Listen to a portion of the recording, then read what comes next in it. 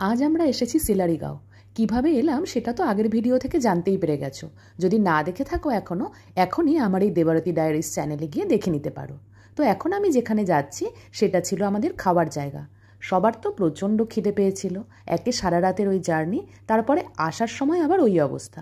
যাই হোক, খাবার আসা অবধি টেবিলে বসে আমরা সবাই খুব মজা আর হাসাহাসি করছিলাম। কি করছিলাম সে তো তোমরা একটু আধটু দেখতেই পাচ্ছ। কি খেয়েছি সেদিন সেটাও তোমাদের দেখিয়ে দিই। দুপুরবেলা আমাদের ভেজ দিয়েছিল, আর রাতে দিয়েছিল চিকেন।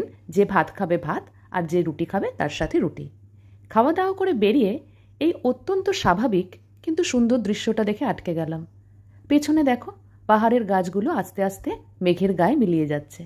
তারই মাঝে একটা ছোট্ট বাচ্চাকে কেন্দ্র করে এনাদের কি হাসি খুশি জীবন। চারিপাশে শুধু শোনা যাচ্ছে অচেনা পোকা আর পাখিদের আওয়াজ। তোমরা শুনবে পাহাড়ের সেই নিজস্ব আওয়াজ।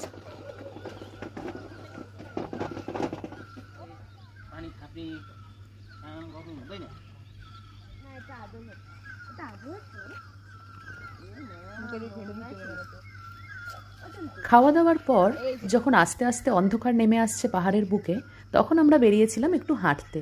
বর্ষার ওয়েদার ছিল, তাই কুয়াশাও ছিল একটু বেশি। তাড়াতাড়ি ঘরে ফিরে এলাম। তোমাদের জন্য এবারে ঘরগুলোর ভিডিও আমি করতে পারিনি, কেননা ফোনে না বিশেষ চার্জ ছিল না।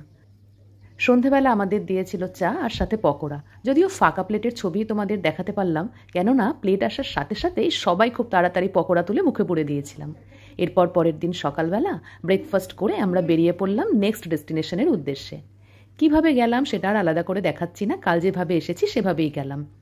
যাওয়ার পথে এক বিশাল বড় পাইন ফরেস্টে আমরা কিছুক্ষণের জন্য নেমেছিলাম। এই জঙ্গলে যখন ঢুকলাম, দেখলাম এখানে এক অদ্ভুত নৈঃশব্দ বিরাজ করছে। চারিপাশে কিচ্ছু শোনা যাচ্ছে না, শুধু সেই জঙ্গলের নিজস্ব এক আওয়াজ। হাঁটতে হাঁটতে পৌঁছে গেলাম বিশাল সবুজ এক গালিচা পাতা প্রান্তরে। এখানে কিছুক্ষণ সময় কাটিয়ে আমাদের মনের মধ্যে বেশ কিছু স্মৃতির টুকরো জমা করে নিয়ে চললাম আমাদের নেক্সট ডেস্টিনেশনের উদ্দেশ্যে। এবার কোথায় যাচ্ছি তা দেখার জন্য চ্যানেলটা প্লিজ সাবস্ক্রাইব করে পাশে থেকো। অসাধারণ সুন্দর এক জায়গার হদিস দেব তোমাদেরকে আমার নেক্সট ভিডিওতে। টাটা।